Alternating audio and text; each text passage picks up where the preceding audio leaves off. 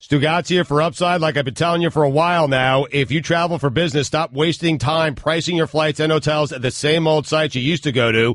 The only site you need is Upside.com. It's quick and easy for Upside to show you the exact flights you're looking for and the big-name hotels you want to stay at. You can buy them separately or bundle them together. That's what I do. You could even add a ride. And by bundling 2 or more selections, you'll experience the real magic of using Upside. See, the more you bundle, the more you save. The bigger the gift card you receive to places like Amazon.com every time you buy a business travel package using Upside. And their expert navigators are always available 24/7 through phone, chat, social, and email to help anytime before, during, and after your business trip to make sure it goes smoothly. Upside's the real deal for buying your business trips. You got to give them a try. And right now, when you use promo code Dan, you are guaranteed to get at least a $100 Amazon.com gift card on your package purchase. That's code Dan to get a $100 gift card free. Upside.com, the better way to buy business travel. Minimum purchase required. See site for complete details.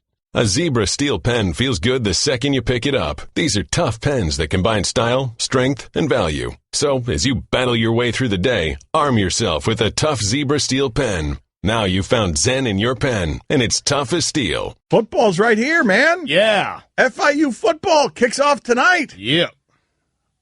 Butch, Pause up, Dan. pause up, Yeah. says FIU graduate. Proud FIU graduate Guillermo. Butch Air's underway, Dano. Why are you shouting from That's the far way you away? gotta do it, Okay, far that's the away way when you you're do a it. college That's football how you fan. do it for Yeah, football. Okay, you yeah, just sort of yeah. shout it from far away from the microphone. Don't forget about Lane Kiffin, FAU. That's not today. Woo! Lane That is not today. Kiffin. Woo! Shut up, Chris. Not today. Oh, look at that. We got FIU and FAU in the house. Oh, the Shula Bowl's gonna be nuts this year, Dan. Hoot, hoot, hoot, hoot. I didn't know you were a proud owl, Chris. I knew you went there. I'm not. Your dad is. It's all about the U, baby. Your dad went to FAU. Why were you shouting hoot hoot and being a proud owl? I went there too. Okay, but you- I like Miami. Okay. Did you finish there? Yeah, close enough. Kinda. All right. Nobody look into it. Finished online. I'm pretty sure I have my degree, but I'm not sure. I'm pretty sure I finished. I had such a weird setup. What a scandal this would be. No, but listen. This is. You're not certain you I'm graduated? not totally certain. Really? Listen to this. Wow. Mike, there's nothing surprising about this. None. Nothing. But toward the end, it was such a scam I was running. I was really running a scam. Like, I was a sophomore in college. Right. And I was, writing these stories that were about this program that was rich and colorful and interesting. And, I was a peer of some of the guys who were getting in trouble or doing the trash talking or dancing. And they would just give me great stories. And the Pell Grant story. I didn't write that. Really? No. You did it? I think you took down the program. That's I have friends who went to UM when you were there, and they still blame you to this day. I mean, no, that is betrayed us. No, that is one of the worst misconceptions of my life. And that was during one of the worst times of my life, because I want you to imagine me out of college. This is amazing. I want you to imagine me out of college picking up the opposing newspaper and realizing that the government is investigating. I'm covering the University of Miami beat, and realizing that the government is investigating whether or not the University of Miami in its athletic department has a guy who is distributing phony financial aid as a way of feeding his drug problem.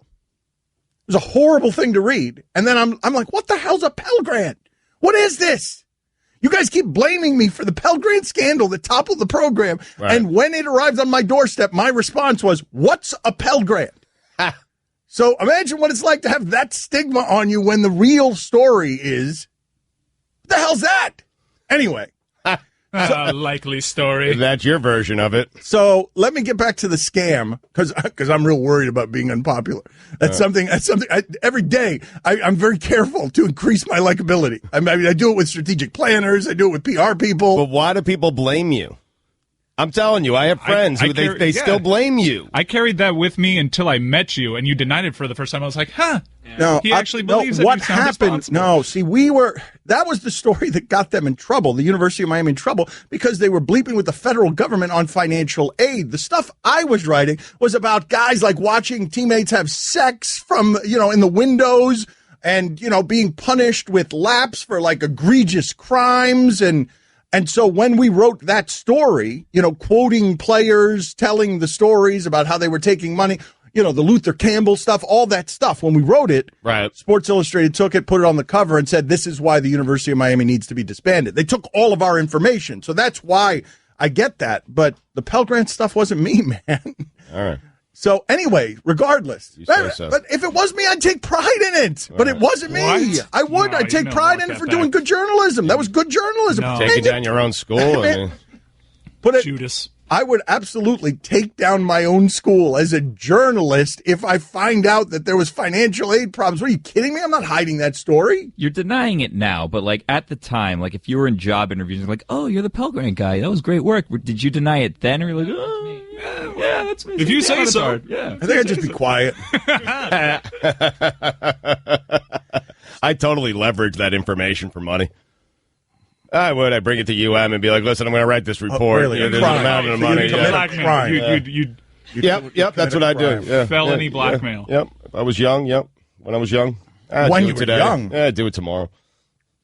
So the scam I was running, he's got to be the only radio personality in America who freely admits to, I'd commit crime. He's got to be. That's the niche. You got the goods, man. All the other spots have been taken. He's like surveying the landscape on where can I plant my flag. I got this one. Right. Nobody else wants this one. Why is there no one here? Wow, this looks like such a great land. I could just claim all fraud and crime. Worked out well for me. I wonder why Bayless won't even get near this one. My spot. Stugotz loves inheriting real estate where nothing can grow. So the scam I was running in college is I'm a sophomore and I'm working for the Miami Herald. And the professors knew that, and I had bylines in the Miami Herald, and that was a big deal and stuff. And so by my senior year, by the tail end of my senior year, the Herald was always leaving me alone because they thought I had to finish schoolwork.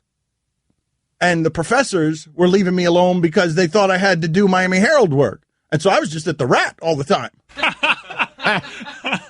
And so the last semester, I have no idea what my grades were. I do know I stopped caring about them. I may have had like a Deion Sanders situation where he showed up to his final games in a limo and a top hat and a 0.0 GPA. I think I graduated. Can you call the university? Can you guys call the university? Yes, let's call. Let's split. No, but seriously, we should call their records department and ask them if I've actually graduated, because I don't know if I have. We might have a George O'Leary situation where I've been pretending to be a University of Miami grad all my life, but I haven't actually graduated. I am so hoping for this to be a Please, thing. I'm begging. Yes. The greatest scandal. Mike, listen to me. This is a true story. I'm not even making this up. This is a true story. I missed my graduation because the night before, a big group of us. Now, you guys are going to make fun of me because a night out in college for me was at a ribs place, but the place had a good piano bar. You were at Tony Roma's? Yes, it was a popular place when I was in college. Tony Roma's was very popular back when you were in school. No, but it was popular for ribs. Yes, US One. Brooks Reed would play. It was music and stuff. So anyways, the night before my graduation, everybody in our group got so hammered. I'm not even making this up. Oh, Carl Frank. So listen to this. All of us get so hammered, but one of the guys in the group is a little lighter than the rest of us. Right. And he's drinking as much as the rest of us. Mm-hmm. And by the end of the night, for reasons we can't understand, we go looking for him all over because we can't find him. And he had climbed in the Tony Roma's ceiling, moved the panels, and for reasons no one can explain, was just crawling around up there.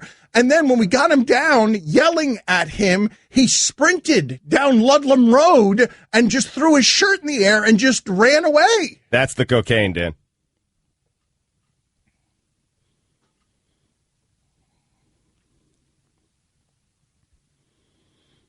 I wasn't into that back then. He was. Carl Frank certainly was.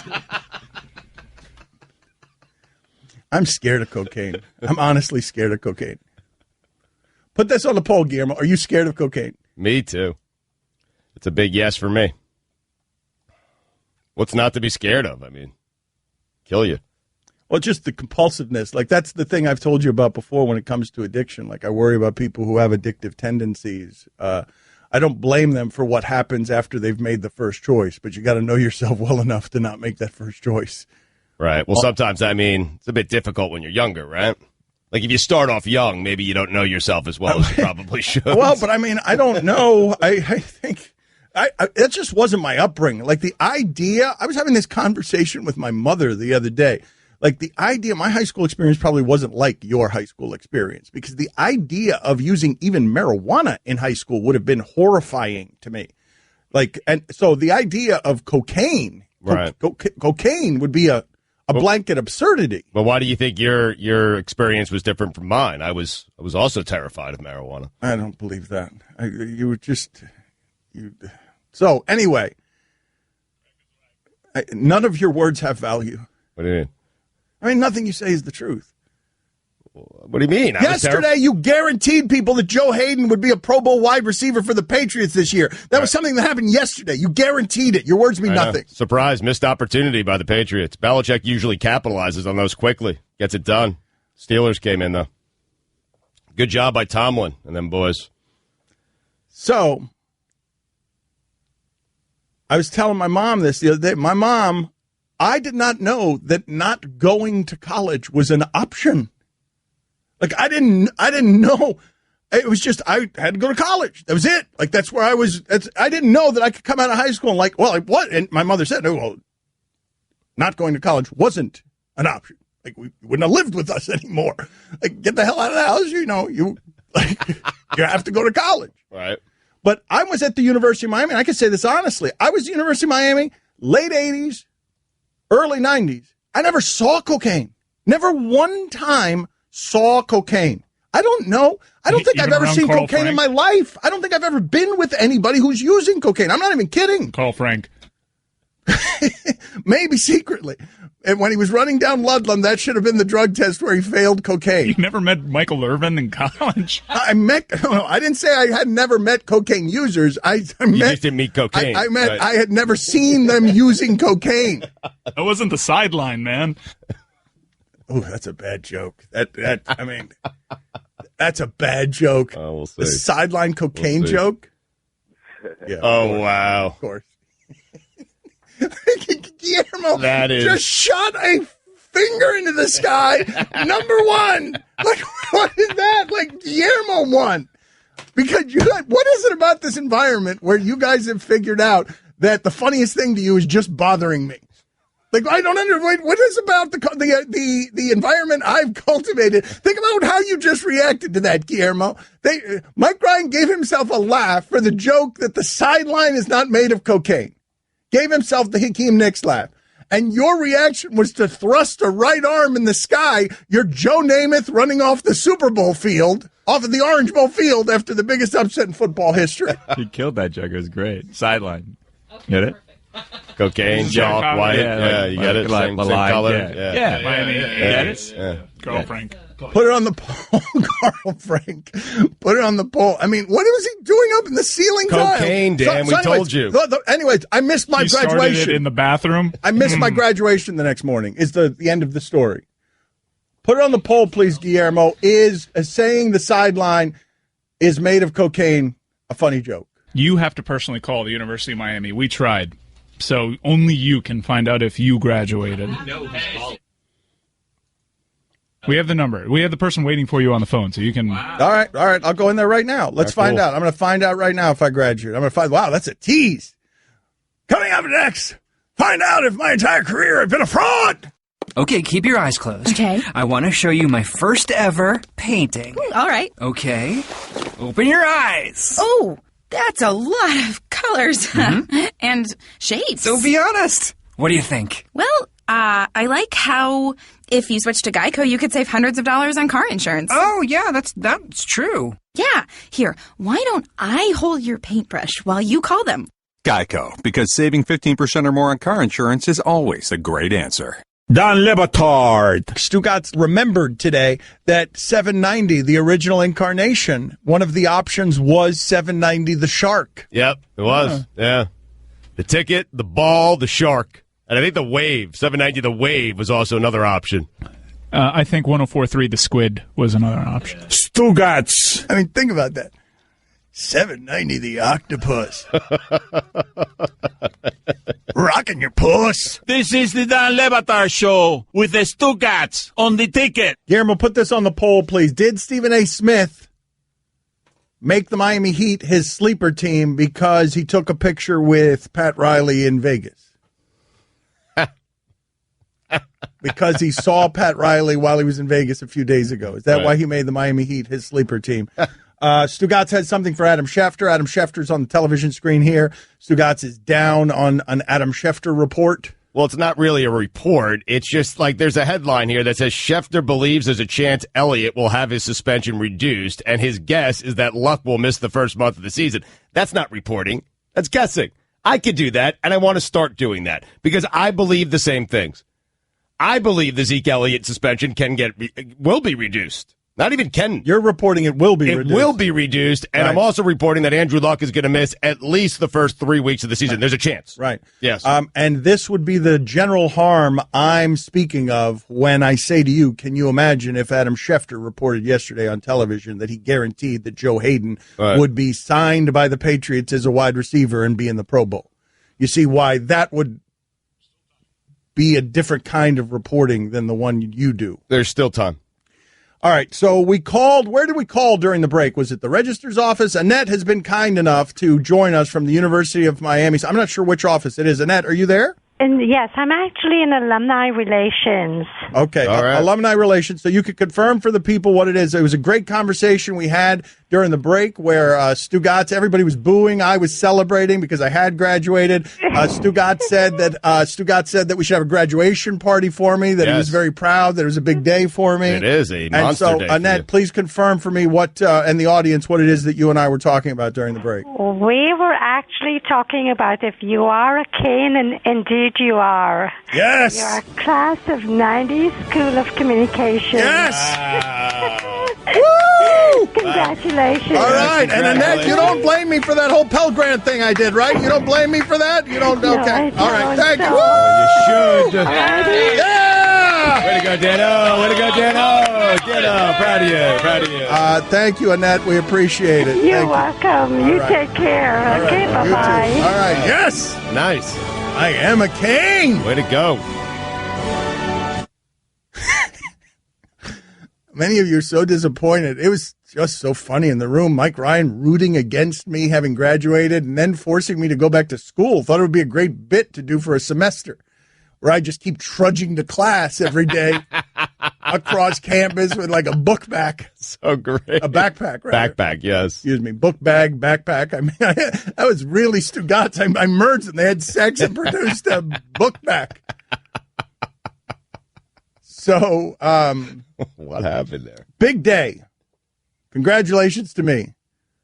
Who can we call now to prove? Can you call Randall Mell from the Sun Sentinel? Used to be from the Sun Sentinel, to prove that I didn't have anything to do with that Pell Grant story. Now I just want to use the means to verify things about yourself. Yes, well, because the things you guys don't believe, because I'm saying, like, tell me that Annette didn't have more credibility than me. You heard her. She sounded like she was from the alumni office. And I love this. I love this bit.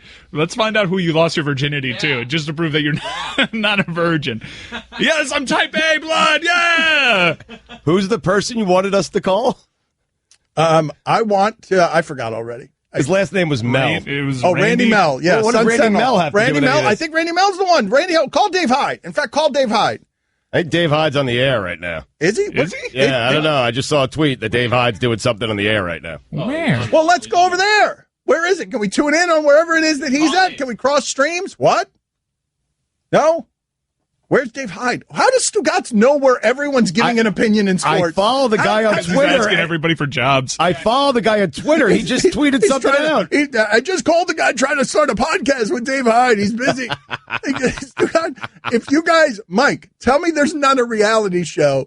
Tell me there is not a reality show for our audience in a behind-the-scenes look with cameras of Stugotz trying to scheme his way into partnerships and deals and access and doors, opening doors. Tell me that if we could get it undistilled, watch him without him knowing he's being watched. I'd be happy to do it, man. Does it pay well? I mean, I don't care. That's all you care about. I'm in. I am in. I got one brewing right now, but we can't talk about it yet. I'll keep you posted. Okay, great. Something about personalized videos. I can't wait. Okay. Yeah, personalized video messaging I'm going to send out to the Stugotz Army. It's going to cost you, but we'll get to that later. Has this been approved by the people who need to approve such things? Here's what I can tell you. I'm waiting on approval, but there's already someone at the company who is doing this. And so I feel like it's already been approved. Like if someone's doing it, if it's good for one person, it's good for everyone. Well, now you see, this is the danger. This is a funny thing. That what Stugotz just said is an interesting thing about how it is and why it is that ESPN makes some of the decisions that it does. Because you got to be careful about setting some of the precedents that will allow the Stugotz who can't be trusted with the precedent to use the precedent for his own selfish means. I'm tracking everyone. I know you are. All right, we can't wait to get to whatever that is. Let me ask you guys a question, though, because we got into this a little bit the other day. Congratulations to Mike Ryan, the big lead. Named him one of the top 40 executives in sports, under 40. How'd that go over in the room back there? Shipping container, how'd that go over? Was there happiness? Was there jealousy? Was this a shared prize? We were very proud of him. Very exciting. Sound it. I was. We're not on television, but you guys don't look it either. Mike's pshawing. Mike's hiding from the microphone. The other four aren't exactly supporting him here. Our names were in it, so okay, that's all that matters. So you're good. There you go. Yeah. Everybody's name was in it. Was everybody's name in it? Nobody was omitted. Roy's in it. Am I? I didn't read it. Yeah, you're in it, Roy. Anyway, congratulations to Mike. But what I was saying, the big lead, check it out, or it's on our Twitter feed. Also, though, I was wondering this, Stugotz, because it's a question I have. When people are watching ESPN,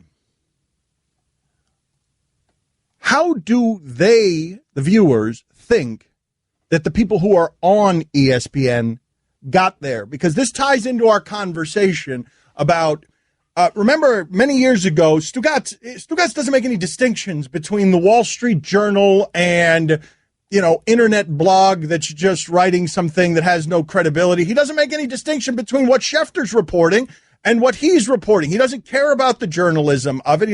It doesn't interest him. But so what I would ask the audience is, how do you think the people who are gasbagging on television got there?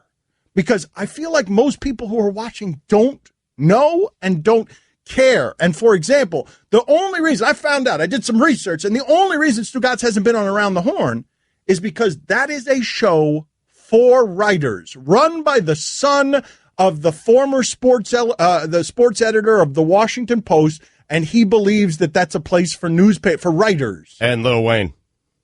Okay, yeah, and Lil Wayne.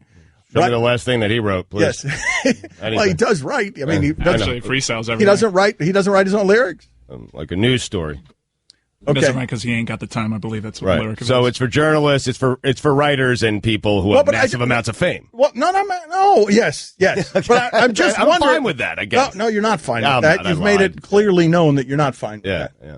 Why is Marty Smith? Because he's Marty. He's going to die one day on television. Because he's Marty. He's on the back of a pickup truck right now. He's going to die one day.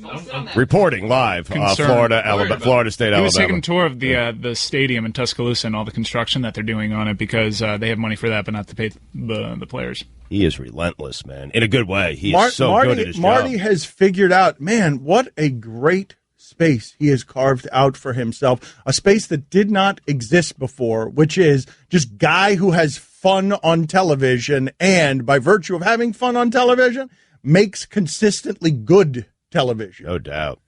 There's no one else like him. No one. There will be soon, I promise you, because someone's going to copycat it, right? But he is doing his SportsCenter hit right now from the back of a pickup truck while it's moving. Yeah, he's just flying through Tuscaloosa on the back of a truck because he's incapable of just standing in front of a camera doing nothing other than what everyone else is doing. His hair is also not moving at all while he's sitting on the back. Well, that's of a amazing truck. too. That's a great observation, Guillermo.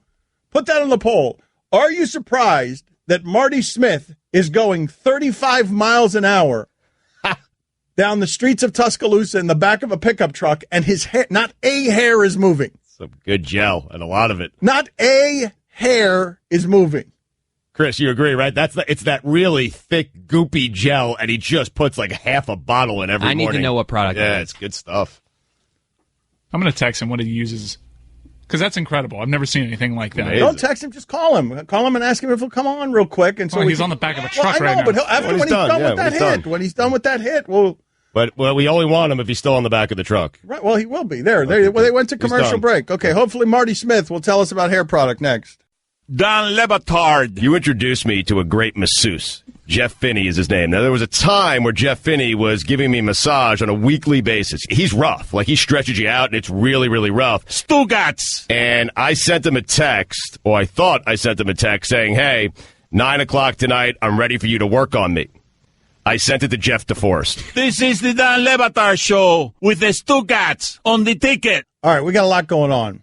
There's a lot of messiness going on. We don't know when it's going to resolve itself. We're trying to get a hold of Marty Smith. He's busy on television on the back of a truck. We'll see if we get him this segment. We're trying to get a hold of Dave Hyde. He's busy doing another radio show directly competing against us. Mm-hmm.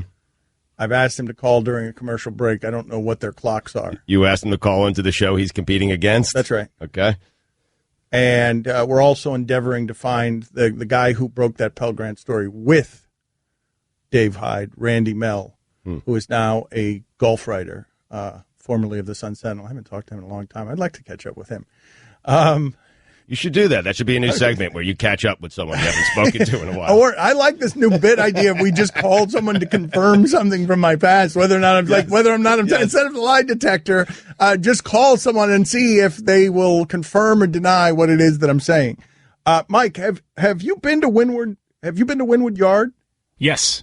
Chris Martin was there over the weekend. Well, this is what I was going to ask you. Chris Martin was there over the weekend, and Shakira was there like 10 days ago or something. How is that possible? Like, those acts playing that small of a venue as I think a surprise. Yeah, Wynwood Yard is a cool place to hang out. It's wide open. There's food trucks out there. There's a little stage. Sometimes farmers markets pop up. It's a cool place to go to on a Sunday afternoon. And I think Chris Martin sort of impromptu joined But I'm saying how if any place in South Florida got either one of those two people, Chris Martin or Shakira, to perform at any time, one of these little venues, It would be a big deal. How the hell is this place getting two of those people in the last 2 weeks? But, Mike, I would guess it's become like a hip and trendy place for people to play, for big time. So someone had to start the trend. No, but someone had to start it. It's a tiny place. It doesn't even make sense for these people to be playing there. It's tiny. I'm looking at it now, but there has to be something to it where some big star played there and then others followed suit. I mean, there has to be. I love when Stugotz has a strong opinion with no information. It's one of my favorite logic, things. Man. It's one of my favorite things. It's actually deceptive. I'm going to dig deeper on this. It's actually deceptively big because there's a bar there and there's a lot of food trucks that fit in the back. So it's a wide open space where they have a lot of live acts that play there. So I can see if someone's in Miami and they consider themselves an artiste, Wynwood's a cool place to hang out. So I can see that happening. Well, but I guess this is what I'm saying to you, okay? Just so that I don't understand how this is happening exactly, but I find it fairly amazing that it is happening. If this show tried to get Shakira or Chris Martin, it might never happen. Like if this show were requesting those people to get on the phone for 10 minutes, we might go the rest of time without getting either one of those people to agree to be on this big platform. And those two people were performing in, what is in essence a courtyard. A courtyard near what has been in Miami a bad neighborhood for a long time. Yeah, it's not that place in particular, Wynwood. Wynwood is kind of trendy, but that place isn't necessarily trendy. It's become a big place for big bands to play before they play at a bigger venue. And it started with Shakira. I'm reading the article right here on Miami.com. I'm telling you, you're saying Shakira and Chris Martin, thank you for your contributions. Well, it's become that hip place to play before you play your big events. A couple of weeks ago. It's just become back in May. Just become that back in May because two people have done it. Well, Shakira did it. And now a second one has done it. You'll see. Now everyone will start doing it. Just admit when you're wrong, man. It's okay. Music snob. Was that place at Jazzed? Was that the place that your brother did artwork for? I think that closed. I think it just closed. It did close, but there was a great story of how Prince just joined. I think Swinlow was performing there when they were the house band. That place was a great spot for a while. Mayday was a house band for a long time, and people would come up and jam with them. Prince had an iconic jam. Well, now it can be told now that it's closed. Can you please tell me? Please make sure that Jazzed is closed before I say what I'm about to say. We'll call somebody to confirm that in our new bit, confirming things with Dan Le Batard. Randy Mel is on the line. Well, something about Jazzed that I'd never seen before that I was surprised by at Jazzed. I can reveal it now if it's closed. If it's not, I can't reveal it. But let's bring in Randy Mel here. My good friend Randy Mel. I have not talked. Randy, when's the last time we talked? I mean, I love Randy Mel, but I can't call him a good friend because we haven't talked in a long time. Randy, when's the last time we talked? Oh my God, Dan! I can't remember. I think, you as you were walking over my back, scooping me on things. You might have said hello. Right. Like the Pell Grant story. No. See, here's the thing. We were arguing about this, Randy. Everybody's blaming me for bringing the program down and the Pell Grant story, and we reported stuff that didn't help the program. But I keep telling people that the Pell Grant story's not on me. So can you tell us whether or not I'm lying, or you can confirm that the Pell Grant story is not on me? No, it's not on you. You were a part of many investigative stories there, but I don't think you were a part of that one then. I do remember sitting in Tony Russell's living room and him explaining, that he had a $100 a week cocaine habit and, how the whole Pell Grant scandal started. But I can take you off the hook on that one, Dan. But there's a lot of other ones that you'd be on the hook. That's right. For. That's right. Yeah. Yeah. Yes. Big day for you. Yes. You have graduated and you've I love been this released segment. of all responsibilities of the Pell Grant story. I love this segment. Randy, thank you for being on with us. Stay off the air there. Give me your number so I can call you when I get out of here. Our thanks to Randy Mel. Now we bring in Dave Hyde of the Sun Sentinel. Geez. Real quick, Dave Hyde of the Sun Sentinel. We're competing against hold Hyde on, that's right okay. now. He's got to get back to work. Dave, thank you for calling. We appreciate it. Real quick, who's responsible for the Pell Grant story that buried the University of Miami? Pell Grant? No, I didn't write the Pell Grant. I wrote the Warren Sapp and hiding the drug test story. Okay, so, I don't know.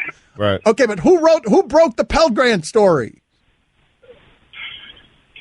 Did the Sun Sentinel? Did I? I don't even remember, Danny. Okay. All right. Yeah. All right. Yes. Yeah. Big day.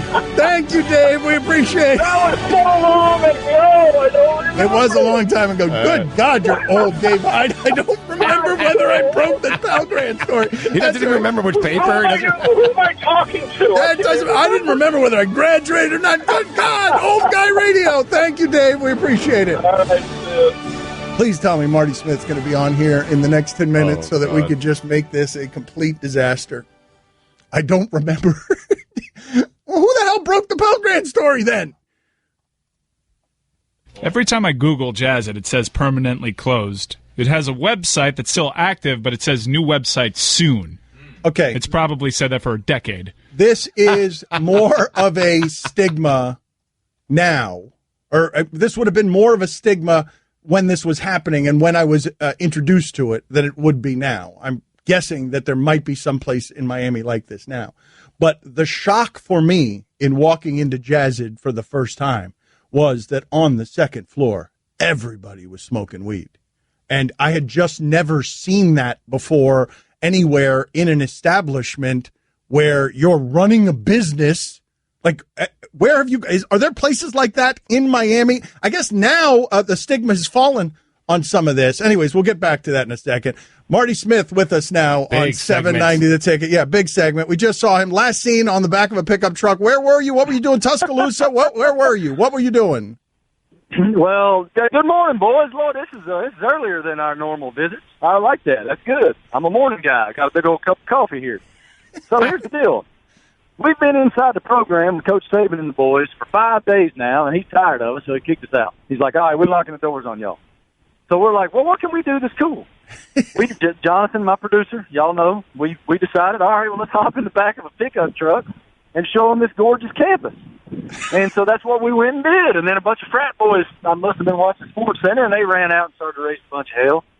And so we did too. All right. It was a great time. You know what's funny about that, though? What's funny about riding in the back of a truck these days is that, like, people lose their minds. Oh, my God, that's so unsafe. Be careful. That's like how we went to prom, man.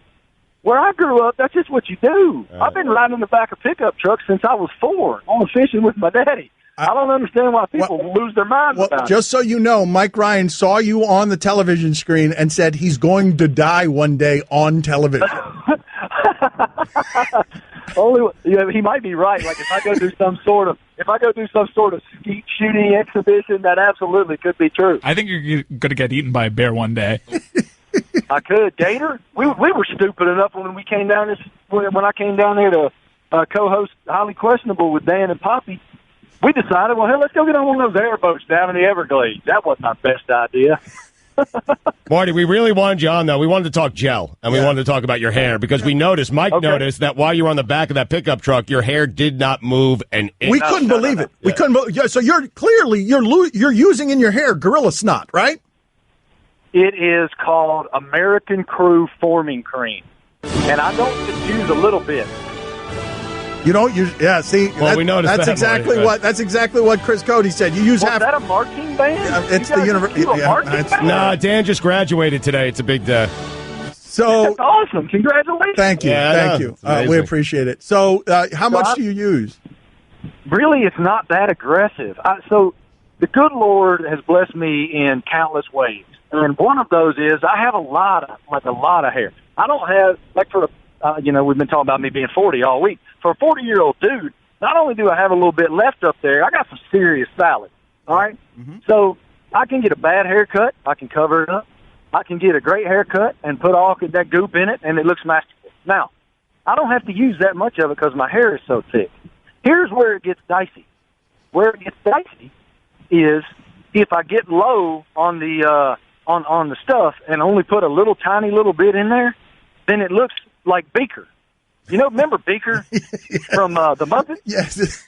I look like Beaker, and that's when Laney's like, dude. Can someone explain this? Don't do that. Hold on. Forgive me for interrupting you, but I feel like you have so many connection points with human beings, and I'm just curious, like, how is it, what bit can we create here where Marty Smith reads us stories, Mike, or something, or where he reads us stories with sort of his footnotes on the side and his personality, because everyone is in here and just smiling at the sound of the voice, and you're saying nothing. Like you're right. He says Beaker, we all smile. Yes, I mean, everyone in here is just got a huge smile on their face, and it's like listening to a beautiful diva sing. You know what I mean? Like, that's what you are for us. We hear your voice, and all of us just start swooning. So then I am the Adele of South Beach. I mean, in a weird Adele of sports. Yeah, the Adele of sports television. Yeah, you can have that. Anyway, yes, we'll get out of here for now. But maybe what I'll do is... Hold on, he's got an idea, Mike. Mike. You guys. Have a good day. All right, see you. No idea. All right, see you later. All right.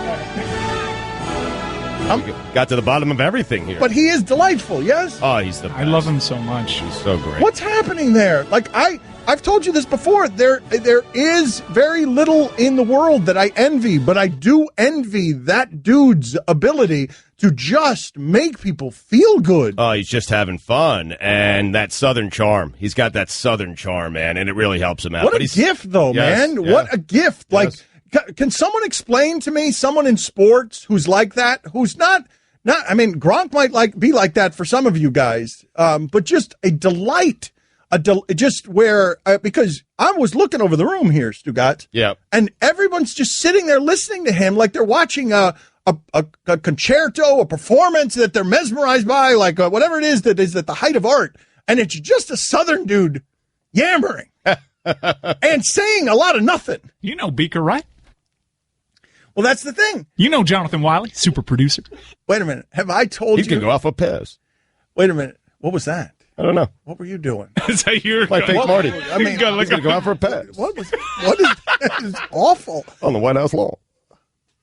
I mean, you have to get in on everything. You have to get in on everything. That's the POTUS up in there. You can't just leave. You can't be POTUS. You can't be left out of anything. Tuscaloosa. You just feel the need to get in, no matter how lame your contribution is. Terrible. I don't even remember what I was saying. So Marty Smith. Oh, no. Just gives off a whole lot of, you're going to like me. Kevin Harvick. Talladega. Kaboom. Right between the eyes. Why did Eric Reed make an appearance there? Why in the middle of that did you go from Marty Smith to Eric Reed? I like it. Back.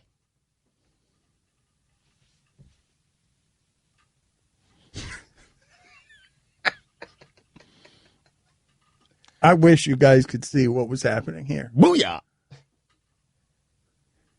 I don't think Stugotz had a thought of his own in the last 2 minutes. Not it's one. Just him trying to repeat whatever it is that Mike was saying to him, with sometimes with less success than others. The Raiders. I don't think that was him.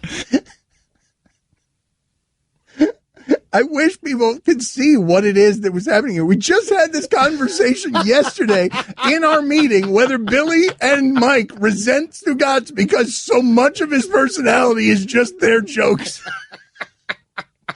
And the one they do. And the one who keeps cashing in on their jokes is Stugotz. Like, I wonder if there's a scenario where Stugotz is doing the show without us, without all of us. It's just Stugotz doing a show. Someone's hired him to be Chris Russo for $7 million a year because of what a comedic genius he is, but he can't take Mike and Billy.